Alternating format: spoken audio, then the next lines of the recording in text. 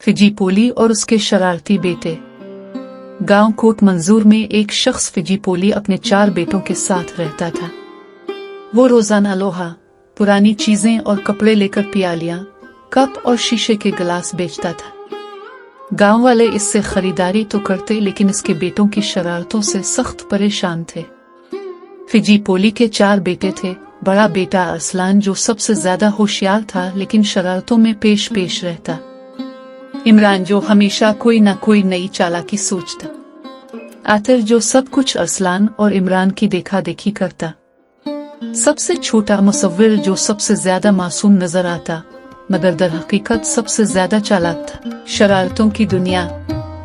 ये चारों भाई स्कूल नहीं जाते थे और सारा दिन गलियों में घूमते, लोगों को तंग करते और शरारतें करते रहते।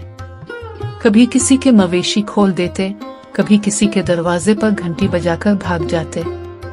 सबसे बड़ी शरारत तब हुई जब उन्होंने चौधरी हशमत के घर के सामने प्यालियों का एक ढेर लगा दिया और बोले, चौधरी साहिब, आपके बैल ने हमारे सारा सामान तोड़ दिया, अब हजाना दे। चौधरी हशमत हैरान रह गया क्योंकि इसका बैल तो बांधा हुआ था, मगर गांव के और लोग तमाशा देखने आ गए। फिजीपोली आया और अपने बेटों को घूरते हुए बोला, तुम लोगों की हरकतों से मेरा कारोबार भी खराब हो जाएगा। सबक और अंजाम। एक दिन फिजीपोली का माल खत्म हो गया और कोई भी शख्स उसे लोहा, कपड़ा और दूसरी पुरानी चीजें देने को तैयार न हुआ क्योंकि सब इसके बेटों से तंग आ चुके थे। जब खाने के लिए कुछ न बचा तो बेटों को एहसास हुआ कि वो जो कुछ कर रहे थे वो गलत था। आखिरकार फिजीपोली ने बेटों को समझाया कि अगर वो अच्छे बच्चे बनेंगे और कोई हुनर सीखेंगे तो उनका मुस्तकबिल बेहतर होगा।